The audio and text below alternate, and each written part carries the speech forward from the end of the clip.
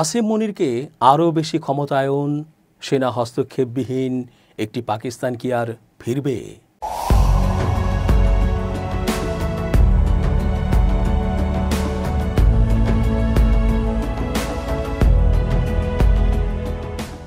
আসসালামু আলাইকুম প্রিয় দর্শক, আমন্ত্রণ আজকের আলোচনায়।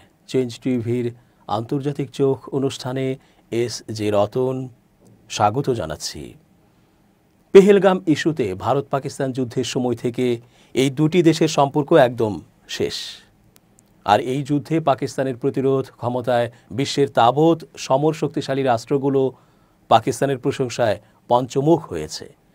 পারমাণবিক ছাড়া অন্যান্য যে কোনো অস্ত্রে ভারতের থেকে একটু পিছিয়ে থাকলেও ভারতের বিরুদ্ধে যে তুখোড় মুনশিয়ানা দেখিয়েছে তা নজিরবিহীন।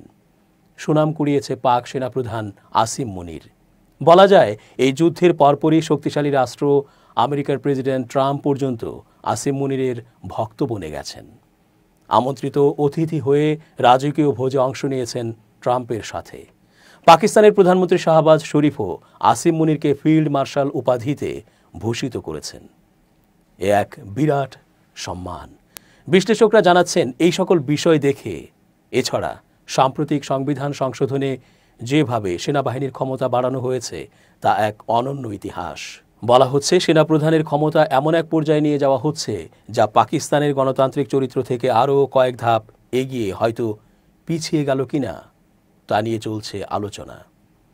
এমনিতেই সেনাদের ক্ষমতায়নের কারণে সেখানে জনপ্রতিনিধিগণ সংসদে চাপে থাকেন। এর ওপর সেনাবাহিনীর এভাবে ক্ষমতায়ন ভবিষ্যতে সে দেশের জনগণের রায় কতটা প্রতিফলিত হবে তা নিয়ে ভাবনা বাড়ছে। নিজের ক্ষমতা আরও পোক্ত করলেন আসিম মনির।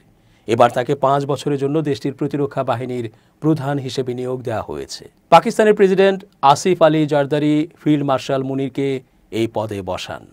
ঠিক সেখানেই প্রশ্ন ওঠে, হুড়মুড় করে জেনারেল থেকে ফিল্ড মার্শাল, তারপর ধাপে ধাপে প্রতিরক্ষা প্রধান। চোখের পলকে এমন উন্নতির শিখরে আরোহণ করা মুনির আসলে কোন পথে হাঁটছেন?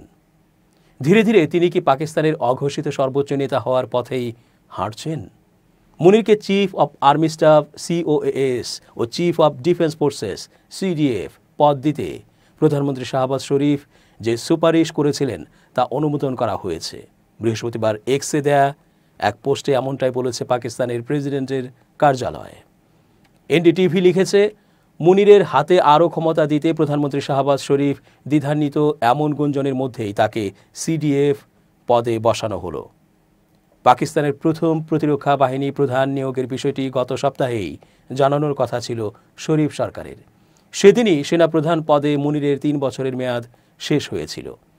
পাকিস্তানের সামরিক বাহিনীর কমান্ডকে আরও কেন্দ্রীভূত করতে গত মাসে পাশ হওয়া পাকিস্তানের 27তম সংশোধনীতে এই CDF বা প্রতিরক্ষা বাহিনীর প্রধান পদটি সৃষ্টি করা হয়। প্রেসিডেন্ট জারদারি পাকিস্তানের বিমান বাহিনীর প্রধান air chief marshal Ahmed Babar সিধুর মেয়াদও 2 বছর বাড়িয়েছেন, যা আগামী বছরের 19 মার্চ থেকে কার্যকর হবে। মুনির চলতি বছর পাকিস্তানের দ্বিতীয় ব্যক্তি হিসেবে ফিল্ড মার্শাল খেতাব পেয়েছেন।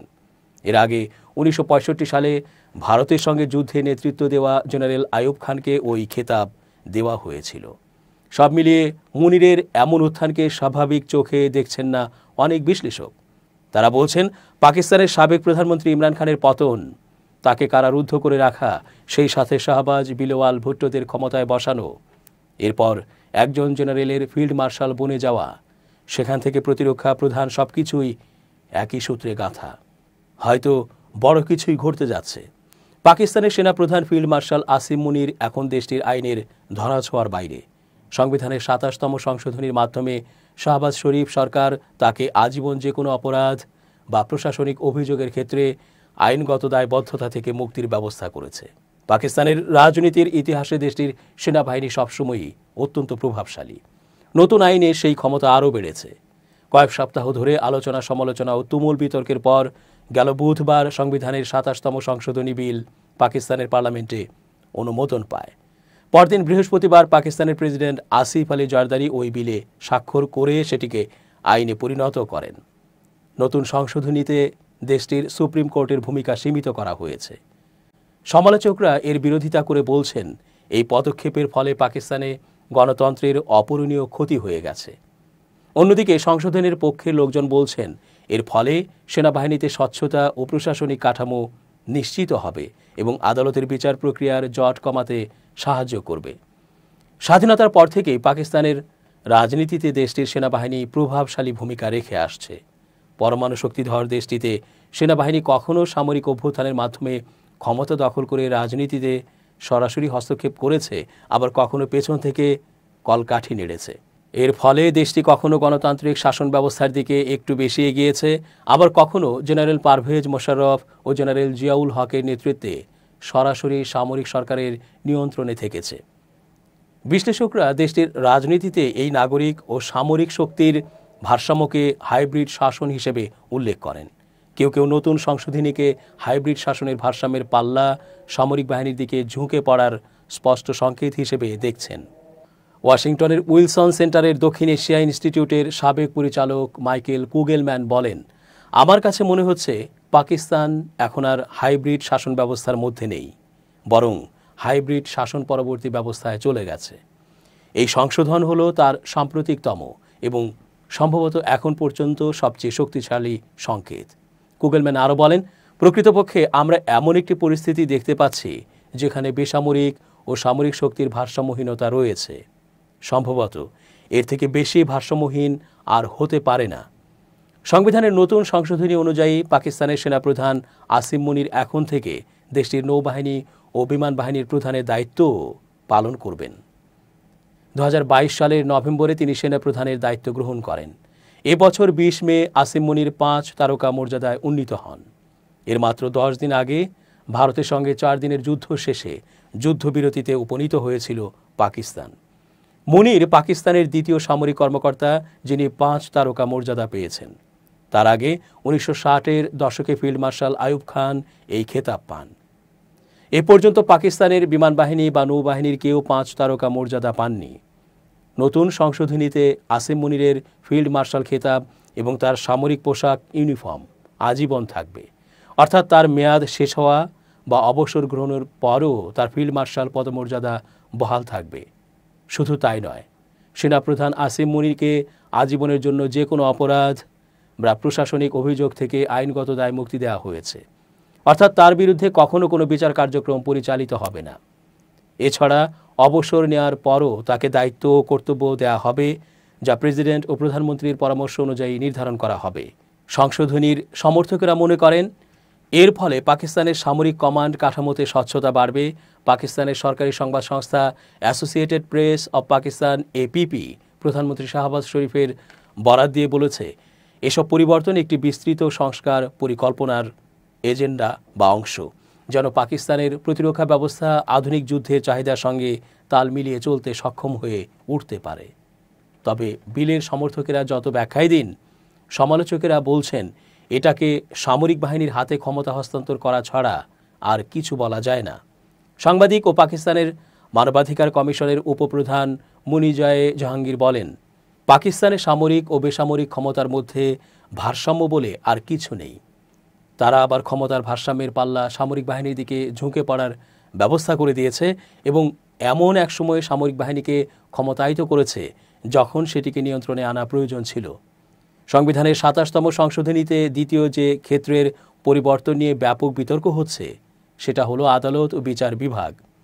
নতুন সংশোধনীর অধীনে একটি নতুন কেন্দ্রীয় সাংবিধানিক আদালত এফসিসি গঠন করা হবে।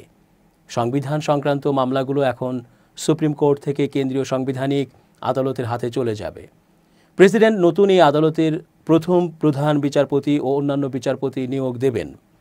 সাম্প্রতিক বছরগুলোতে পাকিস্তানের সুপ্রিম কোর্ট দেশটির সরকারের অনেক নীতিমালা আটকে দিয়েছেন, কয়েকজন প্রধানমন্ত্রীকে পদচ্যুত করেছেন। নতুন সংস্কারের ফলে সুপ্রিম কোর্টের ক্ষমতা সীমিত হয়ে পড়েছে। এ নিয়ে সাংবাদিক মুনিজায়ে বলেন, এটি ন্যায্য বিচার পাওয়ার অধিকারের কাঠামো ও প্রকৃতিকে চিরতরে বদলে দেবে। কারণ শুধু বিচারপতি নিয়োগের ক্ষেত্রেই নয়, বরং সাংবিধানিক বেঞ্চ নির্ধারণেও প্রশাসনের প্রভাব অনেক বেড়ে গেছে। যখন রাষ্ট্রই সেই বেঞ্চগুলো গঠন করে দেবে, তখন একজন বাদী হিসেবে ন্যায্য বিচার পাওয়ার আশা আমরা কি করে করতে পারি? প্রশ্ন এই সাংবাদিক ও মানবাধিকার কর্মীর। আরেক সাংবাদিক ও রাজনীতি বিশ্লেষক আরিফা নূর বলেন, এখন বিচার বিভাগ প্রশাসনের প্রতি খুবই অনুগত হবে। মোদ্দা কথা হলো, বর্তমানে বিচার বিভাগের স্বাধীনভাবে পরিচালিত হওয়ার আর কোনো সুযোগ সত্যিই থাকল না। এই সংশোধনী পাশ হওয়ার আগে সুপ্রিম কোর্ট সংবিধান সম্পর্কিত মামলাগুলো শুনতেন এবং সিদ্ধান্ত দিতেন। এখন বিচারকদের সংবিধান সংক্রান্ত মামলাগুলোতে আর সময় দিতে হবে না। ফলে তারা ফৌজদারি ও দেওয়ানি মামলায় অধিক সময় দিতে পারবেন বলে মনে করছেন কেউ কেউ। তারা মনে করেন এর ফলে আদালতে বিচারাধীন মামলার যে জট তৈরি হয়েছে তা কমবে এবং দুটি আলাদা আদালত হওয়ার কারণে আদালতের কার্যপ্রক্রিয়া অনেকটা সহজ হবে। কোনো কোনো আইনজীবীর কাছে এই যুক্তি গ্রহণযোগ্য হলেও সুপ্রিম কোর্টের আইনজীবী করাচির সালাউদ্দিন আহমেদ এই যুক্তিকে অসঙ্গতিপূর্ণ মনে করেন। তিনি বলেন, পাকিস্তানে যেসব মামলার বিচার কাজ আটকে আছে সেগুলোর অধিকাংশই সুপ্রিম কোর্টে নয় বরং অন্যান্য আদালতে। সালাউদ্দিন আরও বলেন, পরিসংখ্যানগতভাবে যদি সত্যি আপনি মামলার বিচার প্রক্রিয়া দ্রুত করা নিয়ে উদ্বিগ্ন হয়ে থাকেন তাহলে আপনাকে সেই মামলাগুলোর সংস্কারে মনোনিবেশ করতে হতো। দর্শক, আজ এ পর্যন্তই। ধন্যবাদ। changeTV.press, এক ফোঁটা হলুদ নেই।